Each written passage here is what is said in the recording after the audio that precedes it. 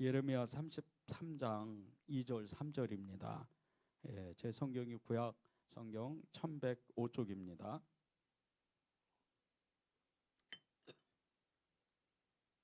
예레미야 33장 2절 3절 다 찾으셨죠? 짧은 구절이니까 우리 같이 읽겠습니다. 이를 행하시는 여호와, 그것을 만들며 성취하시는 여호와, 그의 이름을 여호와라 하는 이가 이와 같이 이르시도다. 너는 내게 부르짖어라.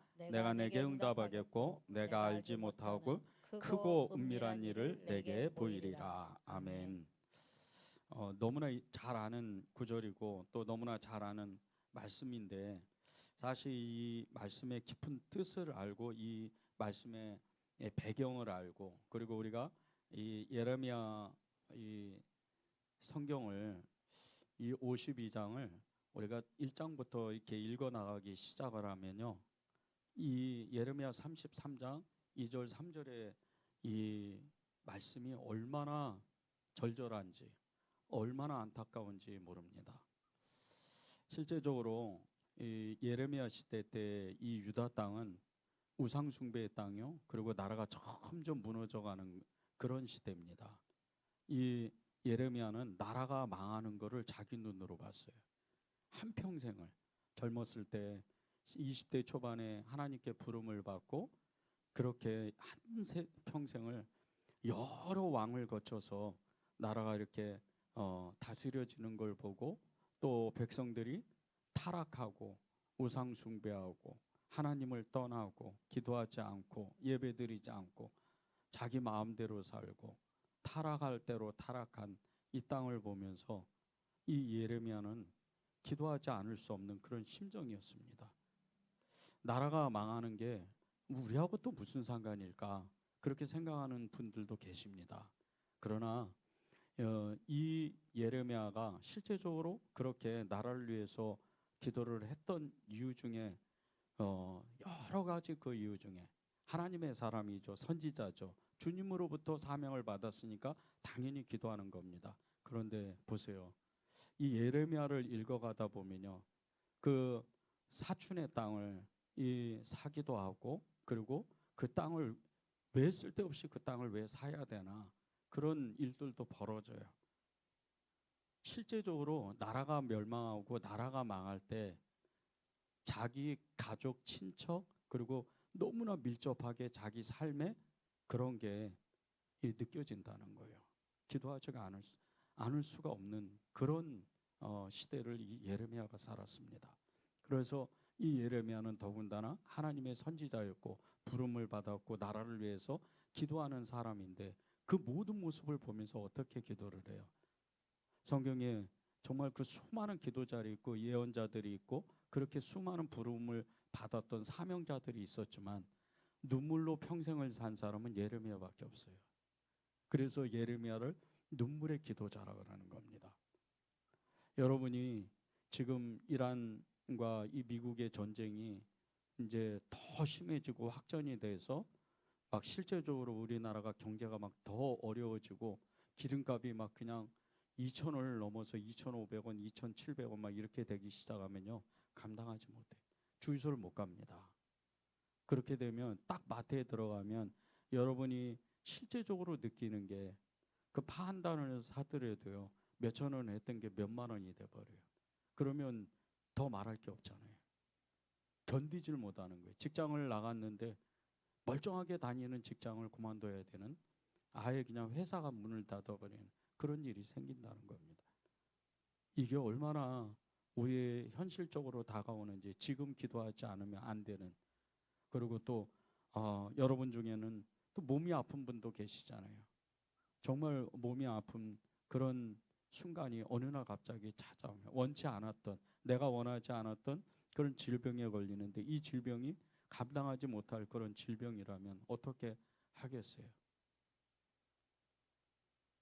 정말 제가 아는 그 목사님 한 분이 갑자기 몸이 너무 아팠어요. 정말 이렇게 감당하지 못하는, 그냥 가정에서도 교회에서도 감당하지 못할 정도로 몸이 아팠어요. 지금 그 교회는요, 엄청난 기도를 합니다. 매주 수요일마다 기도뿐 아니에요. 수요일마다 모여가지고 성경을 스스로 읽고 막 성도들이 함께 모여서 성경 공부를 해요. 목사님은 아파서 움직이지를 못하시니까. 그럴 정도예요. 실제적으로 이런 문제들이 다가오고 우리의 질병이 우리의 몸에 닥쳐온다면 우리는 기도하지 않을 수 없다는 거예요.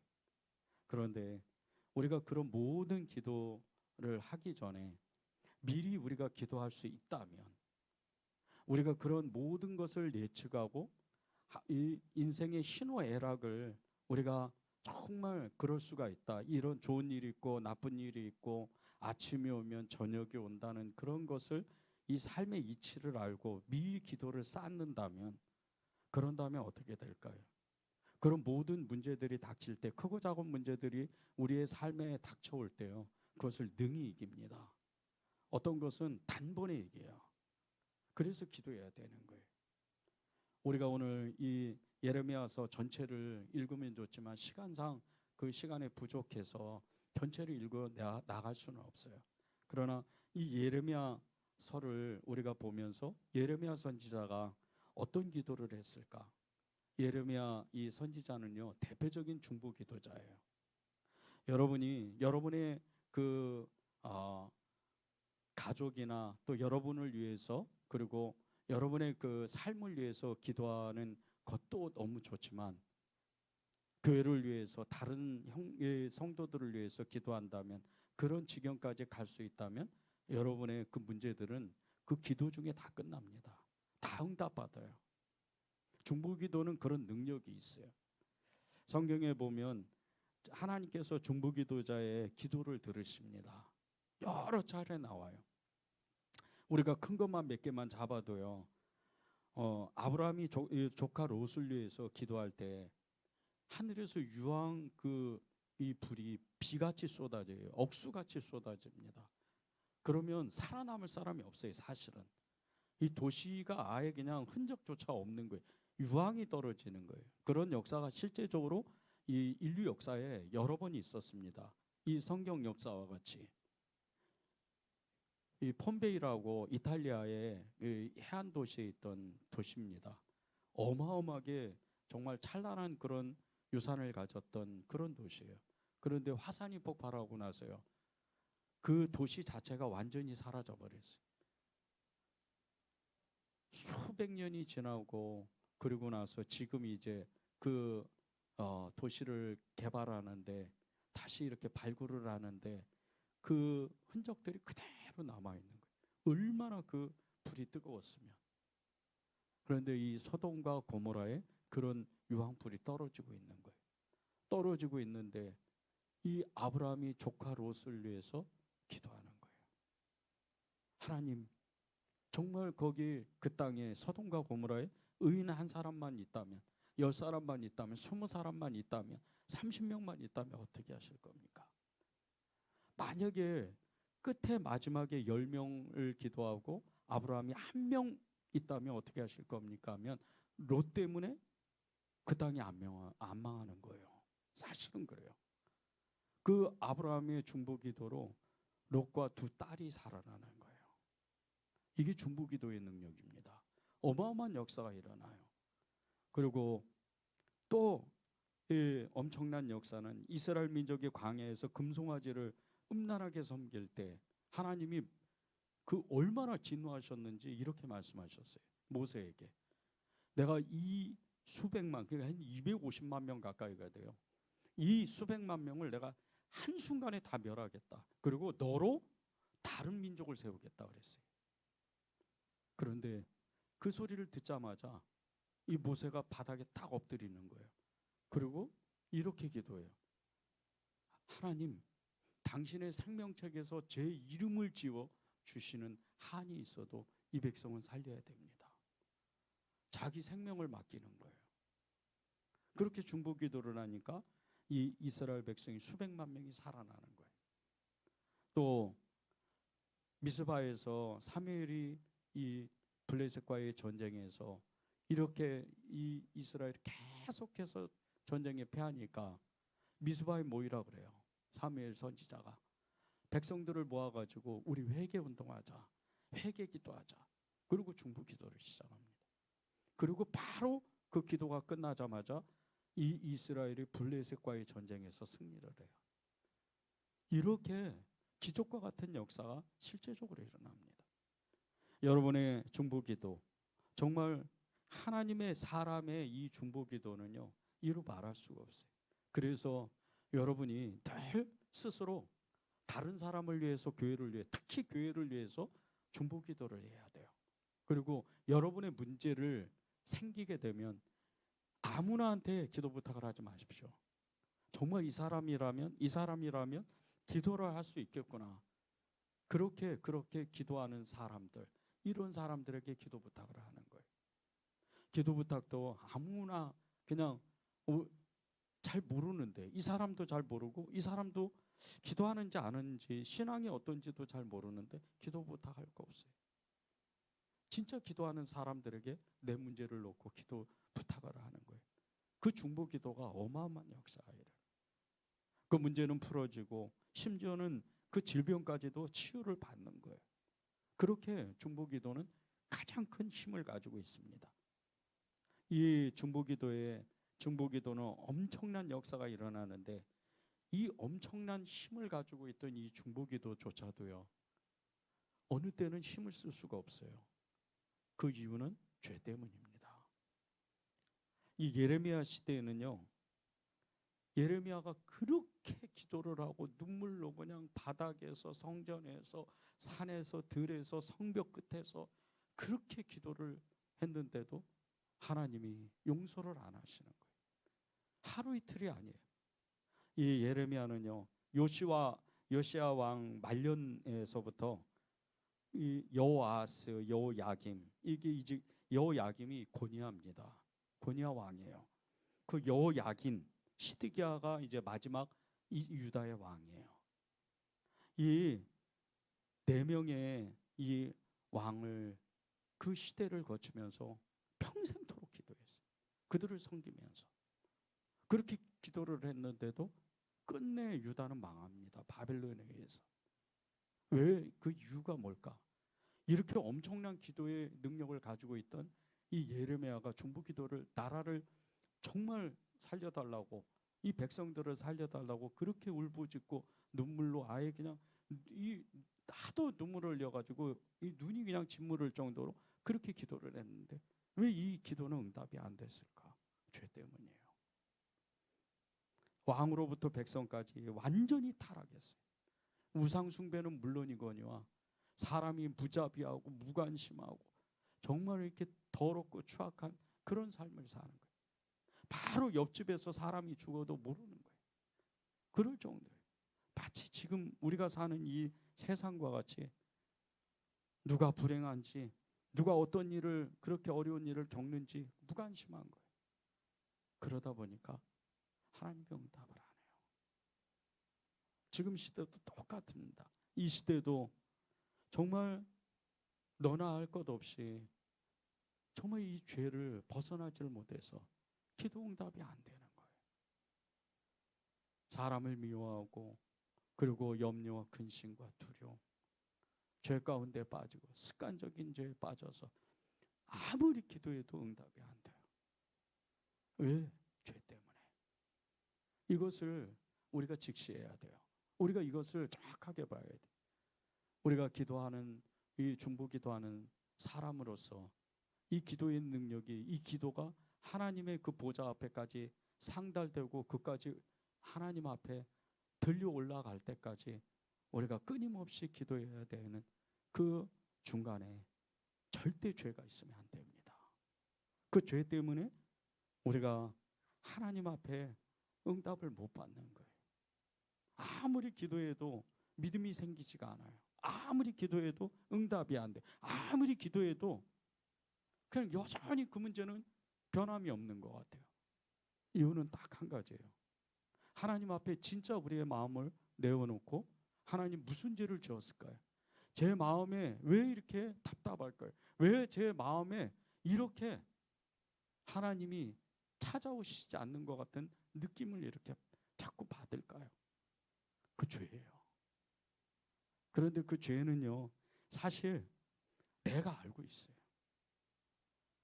나만의, 하나님과 나만의 그 알고 있는 죄가 있단 말입니다. 예레미야 시대도, 이 눈물의 선지자 예레미야 시대에도 그 백성들이 타락하고 정말 이렇게 무너질 대로 무너진 이 백성들이 돌이킬 수가 없을 정도로 자신들의 죄를 알고 있었어요.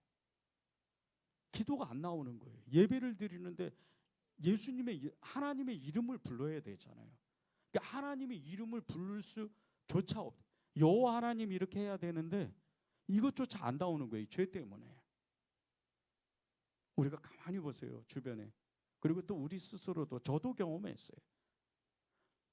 어떤 특정한 일은 사람을 미워하거나 그리고 무관심하거나 또 제 마음에 염려와 근심이 있으면 끊임없이 그게 제 마음을 누르고 있으면요, 예수님 이렇게 부르는 게 너무 평소에는 그냥 아무렇지도 않게 부르는데 이게 안 나와요.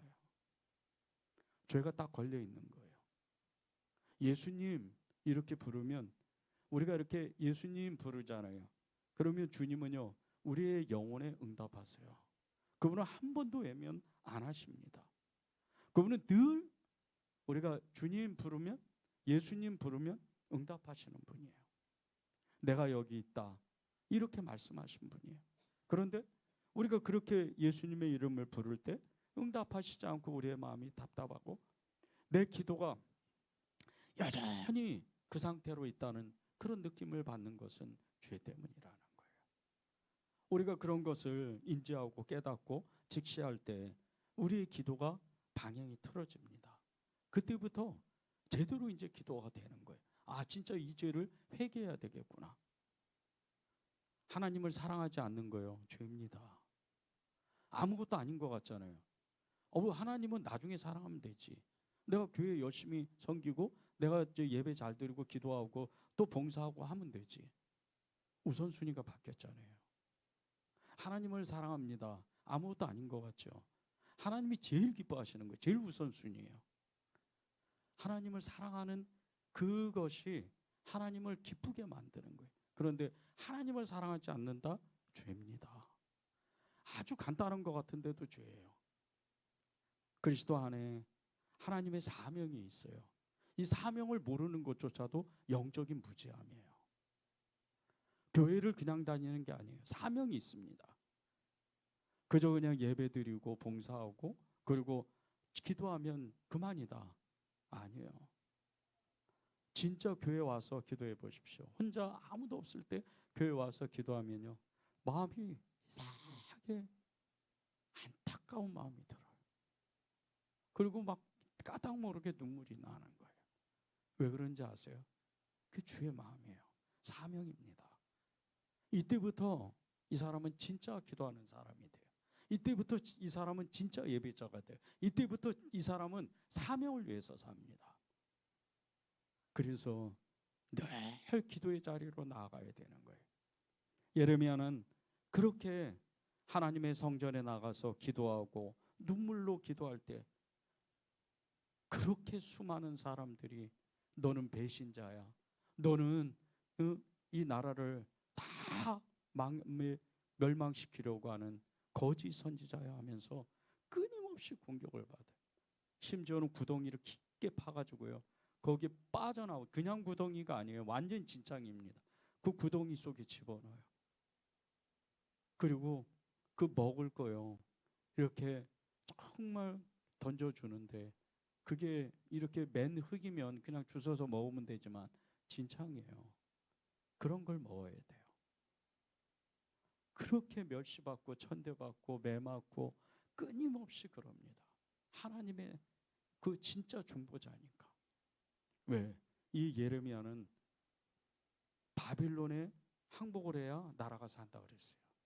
그런데 유다 백성, 왕으로부터 유다 백성이 생각해 볼 때는요, 제사장들이 생각할 때는 배신자인 거예요. 배교자인 거예요. 그렇게 오해가 있어요. 끊임없이 오해를 받아요. 그렇게 예레미야 선지자가 하나님의 일을 하고 진짜 선지자인데도 불구하고 거짓 선지자 하나냐에게 정말 그 왕과 제사장과 백성들이 현혹을 당하고 미혹당할 때 이 예레미야 선지자는 욕을 먹어요. 그럴 정도예요. 그런데도 예레미야는 실망하지 않고 끊임없이 기도합니다. 우리의 죄가 너무 커서 하나님이 용서하시지 않는 게 아니에요.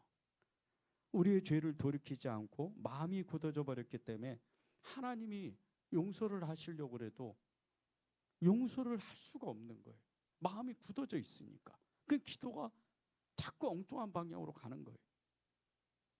내 문제를 놓고 기도하는데 이게 1번이 맞는 기도인지 2번이 맞는 기도인지 중언부언하면서 계속해서 그렇게 제대로 된 기도가 되지가 않아요.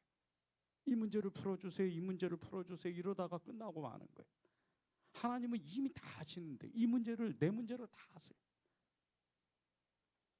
진짜 하나님 앞에 이렇게 잘못했습니다, 제가 이 죄를 졌습니다, 용서해 주세요, 이렇게 기도를 시작하면요, 하나님이 그 사람을 의인으로 만드는 거예요. 두 사람이 있었다 그랬잖아요. 한 사람은 정말 너무나 이 종교적인 그런 종교 지도자였어요. 또 한 사람은 그냥 너무나 백성들을 괴롭히는 세리였어요. 두 사람이 산에 가서 기도하는데 한 사람은 자기는 모든 걸 다 했다는 거예요. 율법을 다, 말씀을 다 지켰다는 거예요. 그리고 저 세리와 같이 저는 그런 사람이 아닙니다, 죄인이 아닙니다 하고 자기 의를 드러내요. 근데 세리는 그냥 우는 거예요. 그게 기도예요. 하나님, 저는 어떻게 살겠습니까? 울어요. 자기 죄를 아니까. 그런데 산을 내려갈 때 주님 뭐라 그러셨어요? 의인이 누구냐? 세리라는 거예요. 회개했던 세리라는 거예요. 우리가 진짜 기도의 능력을 받고 진짜 우리의 기도에 응답을 받으려면요, 누군가를 위해서 기도할 수 있는 능력까지 가려면 진정한 하나님과의 친밀한 관계가 소통이 돼야 돼요. 그러려면 죄를 회개해야 됩니다. 우리가 어떤 사람을 위해서 중보할 때요, 그 마음에 정말 그 굳어진 마음을 부드러워지도록 우리가 강력하게 중보해 줘야 됩니다. 여러분 주위에 많아요. 여러분 주위에서 이 사람은 진짜 믿음이 있는 것 같은데 결정적인 순간에는 이렇게 사람이 굳은 사람인 거예요. 그걸 여러분도 느껴요. 그럼 그 사람을 위해서 중보할 때요, 하나님이 이 사람의 마음을 부드럽게 해주세요, 그렇게 기도해야 되는 거예요. 그 말씀의 근거가 에스겔 36장 25절 27절입니다. 맑은 물을 너희에게 뿌려서 너희로 정결하게 하되 곧 너희 모든 더러운 곳에서와 모든 우상 숭배에서 너희를 정결하게 할 것이며 또 새 영을 너희 속에 두고 새 마음을 너희에게 주되 너희 육신에서 굳은 마음을 제거하고 부드러운 마음을 줄 것이며 또 내 영을 너희 속에 두어 너희로 내 율례를 행하게 하리니 너희가 내 규례를 지켜 행할지라. 부드러운 마음을 주신대잖아요. 우리가 기도하면요, 진짜 여러분의 기도가 그 마음이 굳어진 사람에게 성령이 임하는 거예요. 이렇게 놀라운 그 능력이 중보기도입니다. 여러분이 진짜 이런 감격을 여러분의 눈으로 봐야 돼요. 그렇구나, 내 기도가 저 사람을 위해서, 박 집사를 위해서, 김 집사를 위해서 내가 기도하는데 성령께서 임하시네. 그리고 그 마음이 부드러워지네. 이런 기도의 능력을 여러분이 가지고 있는데 그것을 진짜 그 사람의 마음이 바뀌도록 부드러워지도록 기도하는 거예요. 에스겔 선지자는요, 나라가 다 망했어요. 우리가 다음 주에 이제 에스겔의 기도를 배울 텐데 다 나라가 망했는데 포로로 잡혀가서 수십만 명이 거기 붙잡혀갑니다. 그래서 그들이 이제 돌아올 기약이 없어요. 하나님은 70년을 이렇게 정해놓고 70년 후에 그 사람들이 돌아오도록 만드셨지만, 말씀을 약속하셨지만 이 백성들은 몰라요, 그거를. 근데 에스겔 선지자가 백성들을 위해서 중보기도를 하는데 하나님이 이 이스라엘 백성의 죄를 용서하시겠다는 거예요. 아직 회개도 안 했는데. 왜 그런 줄 아세요? 선지자가 기도하니까, 중보기도자가 기도하니까 하나님은 그들의 죄를 사하신다는 거예요. 여러분의 기도가 그런 기도가 돼야 돼요. 그래서 그렇구나, 하나님이 제가 기도하면 그 어떤 사람의 굳은 마음이, 그 회개하지 못한 마음이 부드러워지고 회개할 수 있는 능력이 생깁니다. 그렇게 기도하는 거예요. 여러분이 정말 기도하는 그 사람의 대상을 놓고 기도할 때, 그리고 여러분 스스로도 여러분의 삶을 위해서 기도할 때요, 하나님, 제 기도가 이런 능력이 있습니다. 다른 사람은 물론이거니와 저의 문제, 그리고 제 마음에 하나님과 완전히 소통하지 못한 찌꺼기와 같이 남는 이 좀 이상한 미지근한 그 마음들, 이 모든 것을 제하여 주십시오. 그리고 주님의 그 따뜻한 마음을 주셔서, 부드러운 마음을 주셔서 하나님의 그 사랑의 빛을, 생명의 빛을 제게 가득 채워 주셔서 다윗이 고백한 것처럼 정말 제 잔이 넘친다고, 그렇게 예수님의 사랑에 겨워서 제가 기도하겠습니다. 그러면 기도가 안 될, 응답이 안 될 기도가 없다는 거예요. 이 예레미야서는요, 기도하다라는 이 히브리어 단어 팔라라는 이 말이 10번 정도 나옵니다. 1장에서 52장까지 그렇게 10번 정도 나오는데, 이 팔라는요, 풀라라는 이 히브리어의 그 판단하다, 중재하다, 간구하다는 그 의미와 팔라의 경이롭다, 비범하다, 기묘하다는 의미의 기적과 연결해서 하나님의 이적을 만들어낸다는 거예요. 이 중보기도가 하나님의 이적을 만들어낸다는 거예요. 여러분의 기도가요, 기적을 만들어내야 돼요. 나는 그냥 내 문제도 내 해결하기가 어려운데, 그럼 거기서 끝나는 거예요. 그러나 여러분이 교회를 위해서 기도할 때요, 이따가 또 나눌 거예요. 교회를 위해서 진짜 기도하는 사람이 한 사람만 있어도요, 그 사람 때문에 2명, 3명이 붙어요. 나중엔 30명, 50명, 100명이 붙습니다. 기도의 능력은 이렇게 커요. 가정은 물론 말할 것도 없어요. 내 삶의 문제는 말할 것도 없어요. 기도를 쉬지 않는 사람의 기도는요, 반드시 응답되게 돼 있어요. 그렇게 기도의 역사, 특별히 중보기도의 능력이 그렇게 크다는 거예요. 하물며 이 예레미야서 후반부에 가면 하나님이 도저히 용서 안 하겠다 그랬어요. 그리고 완전히 멸망시키겠다 그랬어요. 그런데 이 예레미야서의 후반에 가면 하나님이 갑자기 마음을 바꾸세요. 아니, 사람의 기도가 하나님의 계획하심을 바꿔버리는 거예요. 이게 있을 수 있다고 생각하세요? 이게 사람의 마음은 바뀌어도요, 하나님의 마음은 바뀌는 게 아니에요. 한번 정하시면 끝이에요. 그런데 보세요, 우리가 처음 이 말씀을 나누기 전에 모세의 기도로 하나님이 이스라엘 백성을 안 죽였죠. 멸하지 않았잖아요. 마음을 바꾸신 거예요. 그런데 예레미야 기도도 하나님의 마음이 바뀝니다. 그리고 나라가 다 바벨론에 의해서 망했지만 맨 나중에 오랜 세월이 흐르면 이 이스라엘을 다시 회복하시게 하신다고 그렇게 말씀을 하세요. 기도하는 우리가 이 기도의 능력을 받을 때요, 우리가 한 가지 우리가 붙들어야 되는 건 기도의 시간입니다. 기도의 그 시간들을 우리가 기다릴 줄 알아야 돼요. 내가 지금 기도하는 것을 내일 응답받으면 좋은데 하나님의 역사는 그렇지가 않거든요. 그것이 한 달이 되고 1년이 되고 때로는 오랜 세월, 평생을 기도해야 되는 제목도 있어요. 여러분의 기도가 금방 응답받는 것도 있지만 어떤 건 1년 뒤에 응답받는 것도 있다는 거예요.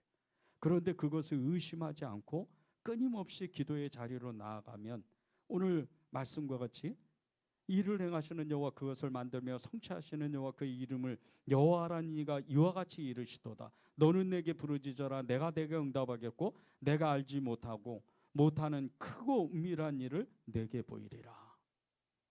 기도 응답을 반드시 주시는데 그 뒤에 넘어서 크고 은밀한 하나님의 일들을, 비밀을 말씀해 주신다는 거예요. 이게 지금은 여러분이 현실처럼 느껴지지는 않겠지만은요, 요 뒤에 가서 하나님의 비밀을 아는 그것까지 가면요, 거기까지 가면 여러분은 앗소리가 나와요. 여러분의 기도 중에 갑자기 어느 민족이 떠올라요. 그리고 그 나라를 위해서 기도하면 그 기도가 즉시로 거기서 응답되는 거예요. 실제적으로 이 기도, 이 하나님의 은밀한 기도의 응답은요, 실제가 있었어요. 우리 작년 9월에 그 난민 선교를 하는 선교사님이 한 분 오셔가지고 금요 성령 집회에 말씀을 나눴잖아요. 그런데 이 쿠르드족이라고 이 중동 지역에 그 산악 지역에 사는 아주 이렇게 정말 이렇게 나라와 민족이 없는 그냥 하나의 민족 자체만 있는 그런 족이에요. 이 쿠르드족 중에 또 그 안에 이 쿠르드족과 섞이지 않는 야디디족이 있었어요.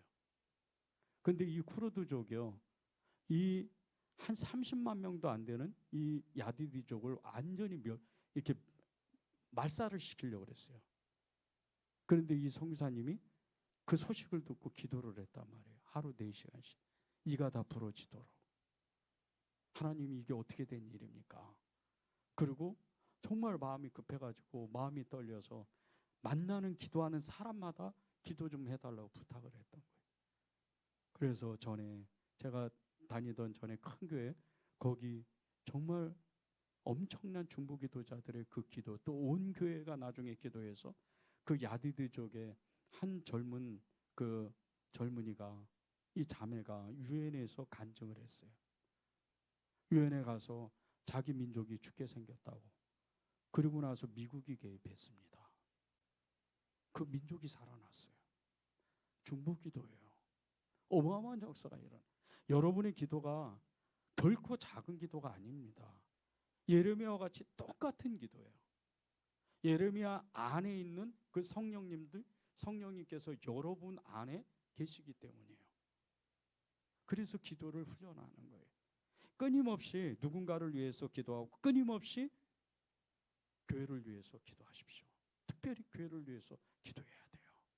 이 예레미야 기도에 이 몇 가지의 이 특징이 있어요. 그 중에 3가지만 우리가 나누면요. 첫 번째 기도는 주는 주의 이름을 위하여 일해달라고 그렇게 간구하고 부르짖어 기도해요. 14장 예레미야 14장 7절에서 9절입니다.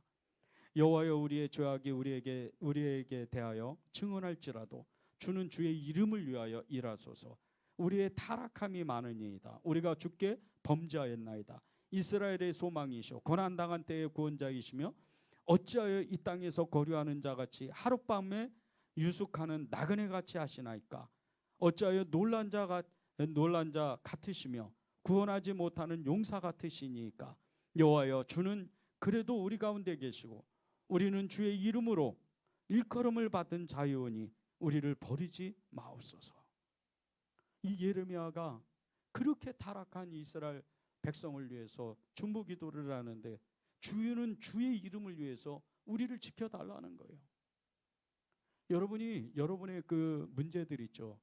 여러분의 그 육신의 어떤 질병이라든지 여러분의 삶의 문제, 지금 닥쳐져 있던 어떤 재정적인 문제, 돈의 문제, 이런 것을 기도할 때 가장 그 강력한 기도 중에 하나가 이 기도예요. 주님의 이름을 위해서 이 기도를 응답하십시오. 이렇게 기도하는 거예요. 주님의 이름을 위해서. 우리가 그러잖아요. 예수 그리스도의 이름으로 명하노니, 나사렛 예수 그리스도의 이름으로 명하노니, 이렇게 기도를 하잖아요. 그런데 이 기도가 실제 엄청난 기도의 능력이 있단 말이에요. 주의 이름을 위해서 응답하세요. 그렇게 하나님께 고하고 부르짖어 기도하면요, 하나님이 여러분의 그 목소리를 듣고 기도를 듣고 응답을 한다는 거예요. 왜? 말씀하셨고 약속하셨기 때문에, 언약하셨기 때문에. 보세요. 하나님은 사랑이라 말씀하셨는데 그 사랑의 이름이 주의 이름이 있잖아요. 하나님의 이름이 있잖아요. 사랑이라 말씀하셨어요. 근데 이 사랑의 하나님께 용서를 구하면서 기도하는데 그 기도를 응답 안 하실 하나님이 어디 계시냐는 거예요. 사랑의 하나님이라 그러는데, 아 그래, 네가 나를 사랑하는구나, 응답하시잖아요. 성경에도 보면요, 사도행전 3장에 너무 그게 정확하게 나타납니다. 성령 충만했던 베드로와 요한이 그 기도 시간이에요. 제9시, 이 9시 시간에 오전 9시예요. 이 오전 9시에 가서 이제 기도하러 가는데 마침 이렇게 성전을 들어가는데 거기 성전 문 앞에서 나면서 걷지 못하는 병자가 있는 거예요. 그 베드로가 마음이 측은했어요. 요한하고. 그 이렇게 얼굴을 보니까 주목하여 보되, 이 뜻이 무슨 뜻이냐면요, 주의 마음으로 그 사람을 모습과 그 얼굴의 형편을 보니까 너무 측은한 거예요. 그러니까 어떻게 해요? 자기는 가진 돈도 없는데. 그러니까 베드로가 이렇게 얘기를 하는 거예요. 사도행전 3장 6절입니다. 은과 금은 내게 없거니와 내게 있는 이것을 내게 주노니 나사렛 예수 그리스도의 이름으로 일어나 걸어라. 이게 그 사람이 귀에 딱 들리는 순간 자기가 일어나 버려요. 예수 그리스도의 이름. 내가 돈은 없는데, 내가 은과 금은 없는데 내 안에 있는 예수님이 계신다. 근데 그 예수님의 이름으로 일어나라. 지금 나면서부터 40년 가까이 못 걷는 사람이에요. 이렇게 주의 이름이 능력이 있단 말이에요. 여러분의 문제, 여러분의 그 질병, 하나님께 고침을 받고 그 문제를 치유받을 때 예수 그리스도의 이름을 하나님께 올려드리세요. 그리고 하나님은 응답해 달라고 그렇게 기도하는 거예요. 예레미야가 두 번째 기도했던 것은 평안을 위한 기도입니다. 예레미야 29장 10절에서 13절이에요. 여호와께서 이와 같이 말씀하시니라. 바벨론에서 70년이 차면 70년이 찬다 그랬습니다. 내가 너희를 돌보고 나의 선한 말을 너희에게 성취하여 너희를 이곳으로 돌아오게 하리니라. 여호와의 말씀이니라. 너희를 향한 나의 생각을 내가 아나니 평안이요 재앙이 아니니라. 너희에게 미래와 희망을 주는 것이니라. 너희가 내게 부르짖으며 내게 와서 기도하면 내가 너희들의 기도를 들을 것이요 너희가 온 마음으로 나를 구하면 나를 찾을 것이요 나를 만나리라. 예레미야가 백성을 위해서, 이스라엘 백성을 위해서 기도하는데, 하나님 지금 온 백성의 마음이 요동치고 불안과 공포에 떨어서 어찌할 바를 알지 못합니다. 평안을 주세요. 그들의 마음을 평온케 해주십시오. 이렇게 기도하는 거예요. 그런데 그 기도를 하니까 주님이 이 예레미야 29장 10절에서 13절의 말씀과 같이 기도하는 자에게 응답을 주시는 거예요. 그런데 보세요. 너무 정확하게 11절에 말씀하시잖아요. 여호와의 말씀이니라. 너희를 향한 나의 생각을 내가 아나니 평안이요 재앙이 아니니라. 너희에게 미래와 희망을 주는 것이니라. 여러분이요, 지금 삶이 공고하고 삶이 어렵고 그렇게 여러분이 그런 처지에 빠졌다면 하나님 평안을 주세요. 당신의 이름을 그 위해서라도 평안을 주시고 당신의 그 백성, 당신의 자녀를 위해서라도 평안을 주십시오. 그렇게 기도하는 거예요. 이 모든 기도가 말씀이에요. 그 말씀으로 하나님 앞에 기도했던 이 예레미야가 즉시로 응답을 받습니다. 예레미야 선지자가 바벨론으로 이 포로로 잡혀간 이스라엘 백성을 위해서 눈물로 기도하는데 정말 70년이라는 시간을 자기만 알고 있잖아요. 백성들은 모릅니다. 그런데 70년이라는 시간이 지나가야 돼요.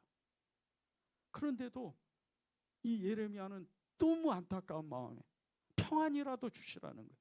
이 지금 포로로 잡혀가서 어디 땅인지도 모르고 그렇게 혼란한 혼탁한 정말 어딘지 모르는 그 땅에 가서 살 텐데 평온을 주셔야죠. 그리고 실제적으로요, 이 바벨론 땅에 끌려가서 주님이 말씀하시잖아요. 그 땅의 평화를 위해서, 그 땅에 그 정말 잘 되기를 위해서 기도하라는 거예요. 왜? 백성들이 살아남아야 되니까. 70년이면요 잡혀간 사람들은 다 죽습니다. 그리고 그 자녀들이 돌아오는 거예요.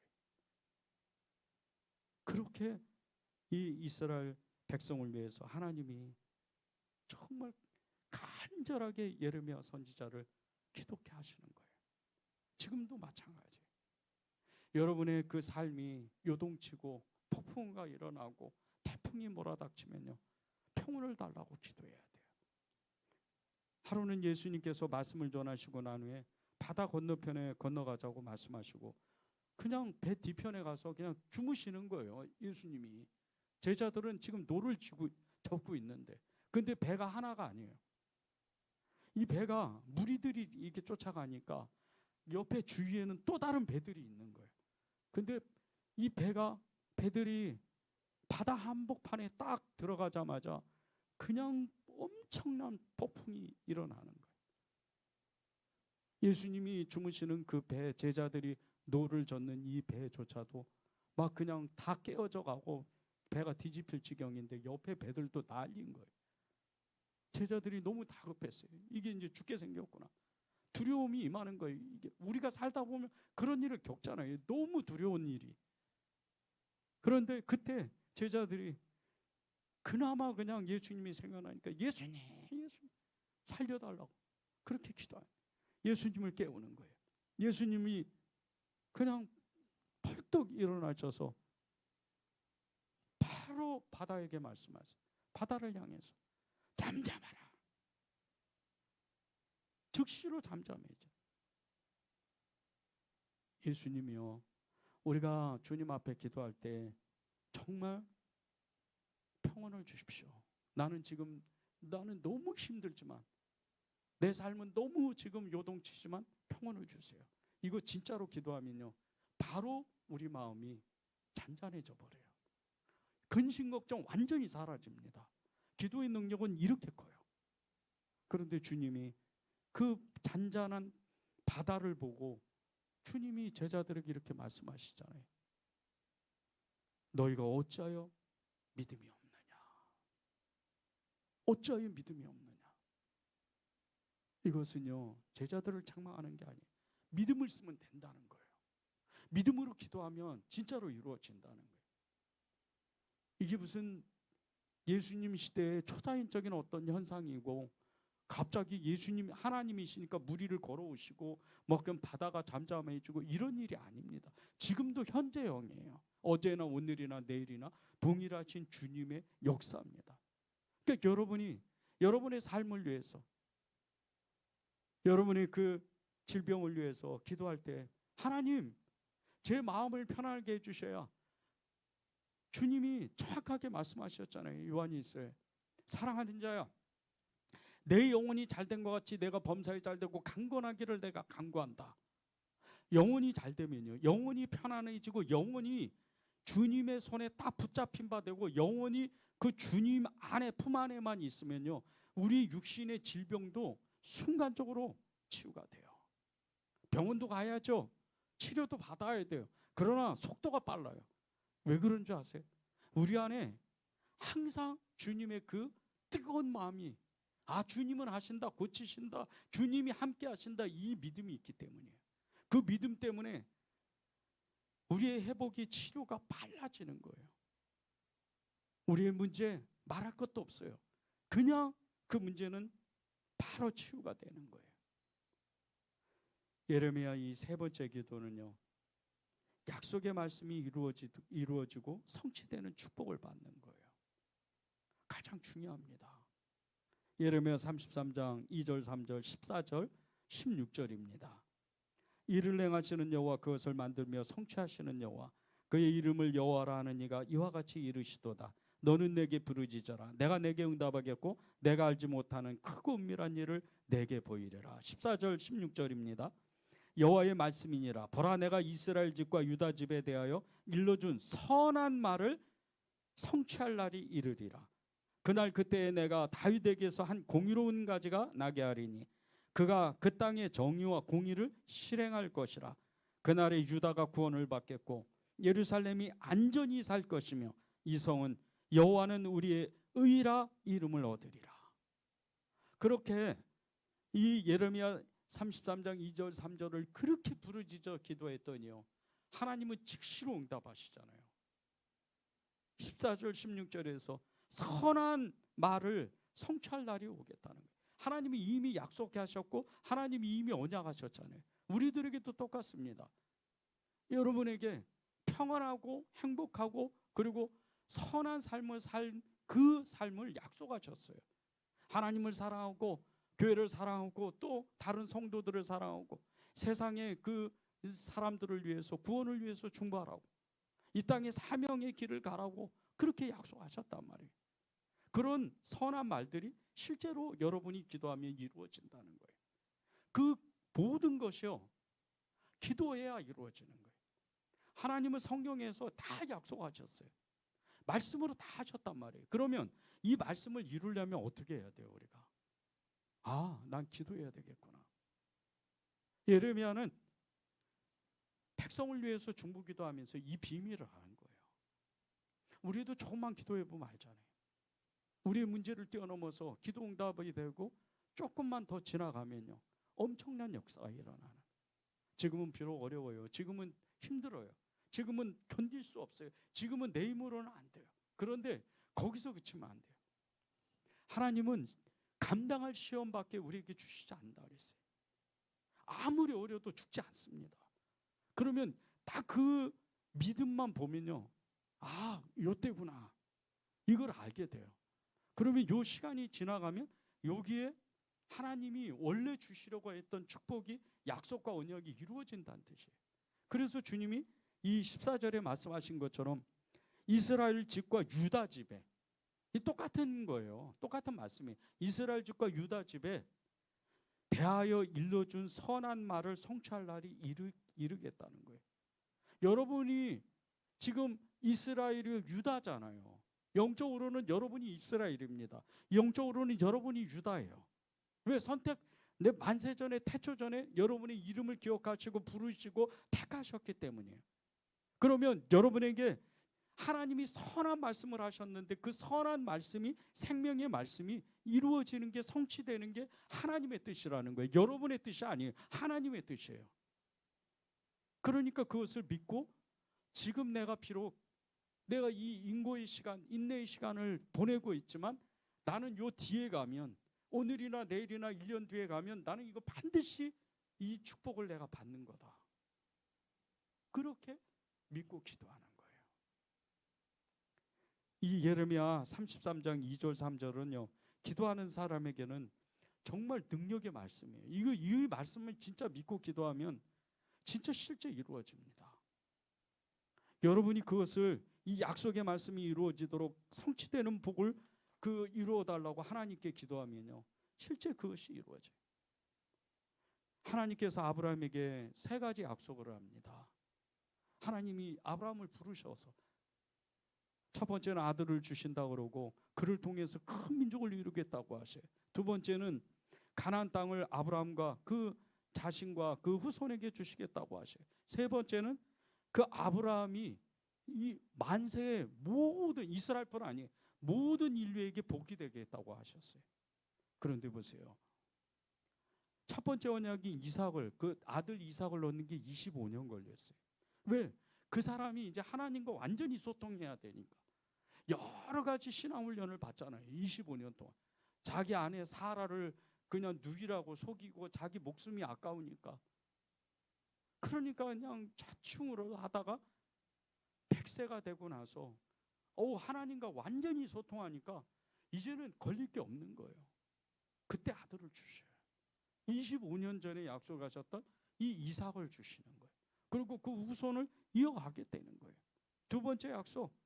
이 두 번째 약속은요, 정말 이 가나안 땅을 아브라함과 그 후손에게 주시겠다.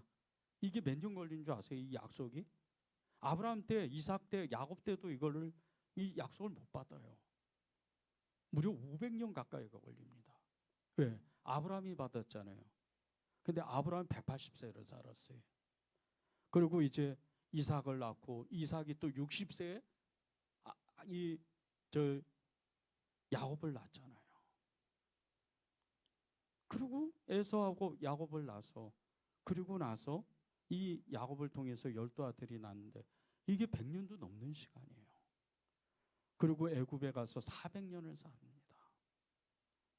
500년이 지나가야 가나안 땅을 실제적으로 들어가는 거예요. 그런데 하나님은 약속하셨으니까 반드시 이루시겠다는 거예요. 그리고 보세요. 세 번째 약속. 아브라함이 복이 될지라. 실제 보세요. 아브라함이 왜 복인 줄 아세요? 저와 여러분이 예수 믿는 거예요. 그러니까 아브라함은요, 인류가 끝나는 날까지 복인 거예요. 이 3가지 약속을 하나님은 정확하게 지키셔요. 너는 내게 부르짖어라. 내가 내게 응답하겠고. 이 약속을 지키는 거예요. 하늘의 비밀을 알게 해준다는 거예요. 그런데 보세요. 14절에는 선한 말씀을 이루겠다. 여러분에게도 약속하신 게 있어요. 성경 말씀에도 약속하고 언약도 약속하시지만 여러분이 신앙생활하면서 처음 받았던 게 있잖아요. 그것도 하나님의 약속입니다. 그거 놓치면 안 돼요.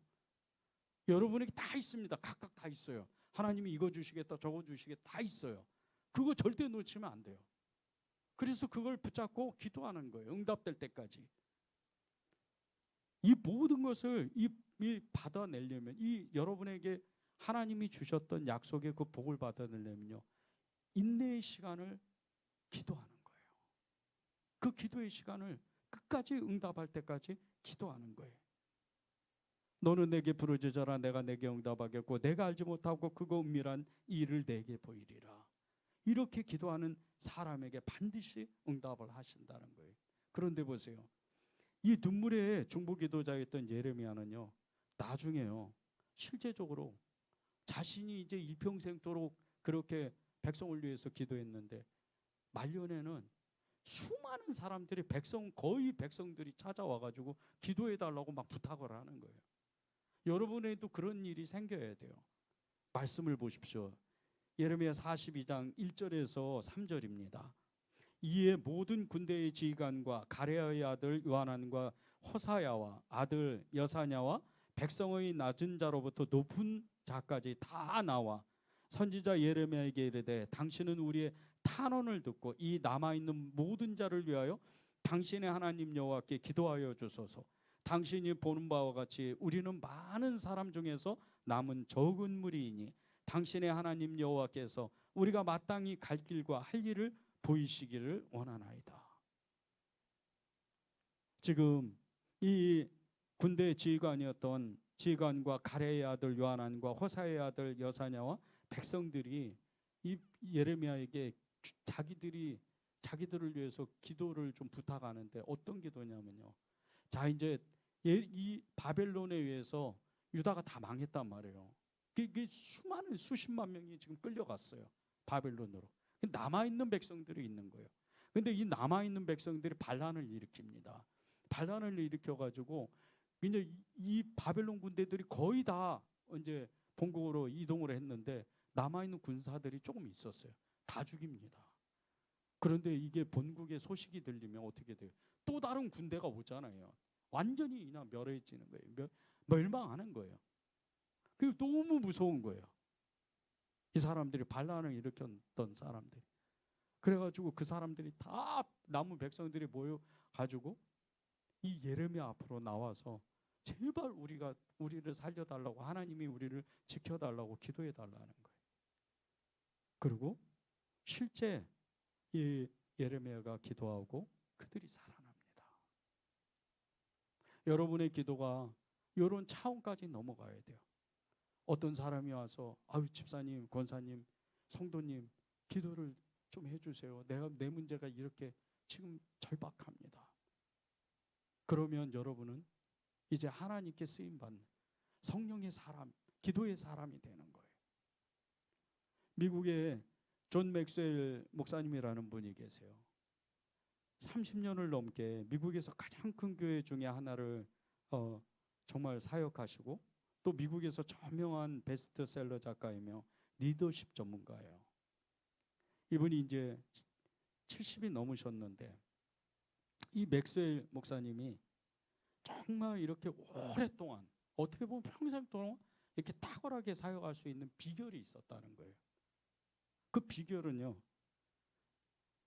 미국 샌디에고의 한 교회에 담임 목사로 부임했을 때, 부임한 지 한 6주 정도가 이렇게 지났는데 그 교회 성도 중 한 사람이 빌 크라센이라는 사람이에요. 60세가 조금 넘은 이런 성도예요. 근데 이분이 갑자기 목사님 이렇게 새로 부임하셔서 면담을 요청을 했어요. 근데 맥스웰 목사님이 이제 교회를 새롭게 부임해서 교회를 이제 재정비하고 막 이래서 이제 너무 바쁜 거예요. 그래서 이게 좀 이렇게 만나기가 껄끄러운 거예요. 그래서 이제 그 짬을 내서 15분 동안 면담하기로 하고 약속을 잡았어요. 근데 내키지는 않았어요. 그래서 이제 날짜가 다가와서 그렇게 이제 면담을 요청한 이 빌 크라센이라는 이 성도와 만났는데, 이분이 이렇게 얘기하는 거예요. 자신이 예전에 선교단체의 간사로 이렇게 일한 적이 있었는데 하나님께서 자신에게 이 맥스웰 목사님을 위해서 중보기도하라고 그런 마음을 주셨다는 거예요. 근데 목사님이 그 얘기를 들으면서 좀 기가 막혔어요. 보통 성도들이 찾아오면 목사님 이거 기도해 주세요, 저거 기도해 주세요, 막 이러잖아요. 근데 자기는 하나님께 받았다고 목사님을 위해서 중보기도해야 된다고 기도해 주겠다고 찾아온 거예요. 그게 좀 이렇게 기가 막힌 그런 상황이지만, 좀 껄끄러운 그런 상황이지만, 그냥 또 이 목사님도 기도하는 목사님이라 이 맥스웰 목사님이 성령의 감동을 받아요. 그리고 그러면 기도해 주시라고. 그리고 이제 기도를 이렇게 둘이 앉아서 같이 하는 거예요. 그런데 이 빌 그라시엔이라는 사람이 기도를 하는데 1분이 지나고 5분이 지나고 15분이 지나도 계속 기도하는 거예요. 근데 이 맥스웰 목사님 마음 안에 문제들이 한 가지 풀어지기 시작하는 거예요. 그 즉시에 지금 성도가 기도하는 거예요. 목사님을 위해서. 그러면서 이 목사님이 기도를 받으면서 너무나 깜짝 놀랐어요. 자신의 마음속에 무거운 짐들이 하나씩 하나씩 벗어지는 것을 느낀 거예요. 그리고 이 중보기도에 놀라운 능력을 깨닫습니다. 그리고 그 즉시 교회로 돌아가서 성도들을 모아놓고 이 교회를 위해서 중보할 수 있는 중보기도자들을 모집합니다. 그 성도들은 그냥 습관적인 의례적인 그런 일이겠지 하고 몇몇 사람이 지원을 했는데 그 교회에 31명의 이 중보기도자가 생기게 된 거예요. 처음에 몰랐어요. 하루가 가고 일주일이 가고 한 달이 가고 기도를 시작하는데 이 기도가 점점 강해지는 거예요. 그리고 정말 단 이게 수년도 안 됐는데 몇 년 지나지 않아서 이 교회에 수천 명의 성도들이 생깁니다. 중보기도 하나요. 그리고 목사님이 너무 놀랍게 정말 많은 사람들을 깨우는 그런 사역을 해요. 그리고 이 맥스웰 목사님은 이 기도팀을 120명까지 모아서 인조이라는 이 단체를 세웁니다. 그리고 정말 이렇게 선한 일을, 중보기도하는 일을 계속해 나가는 거예요. 미국 곳곳에 영향력을 끼쳐요. 많은 이 목회자를 깨우고 성도들을 깨웁니다. 그리고 실제 이 맥스웰 목사님은 리더십 전문가예요. 기독교 리더십 전문가입니다. 어마어마한 역사를 만들어내. 그래서 미국 교회에 큰 영향력을 끼칩니다. 중보기도 하나 때문에. 그 성도가 자신을 위해서 중보해 주겠다고 하나님 마음 받았다고 그거 왔는데 그것을 겸손히 같이 기도할 때 이를 행하시는 여호와 그것을 만들며 성취하시는 여호와 그의 이름을 여호와라는 이가 이와 같이 이르시도다. 너는 내게 부르짖어라 내가 내게 응답하겠고 내가 알지 못하는 크고 은밀한 일을 내게 보이리라. 여러분이 이 말씀이 실제로 여러분의 삶에 여러분의 기도에 응답이 돼야 돼요. 그런 은혜가 여러분에게 있기를 바랍니다. 우리 찬양하고 기도하고 우리 각자 집으로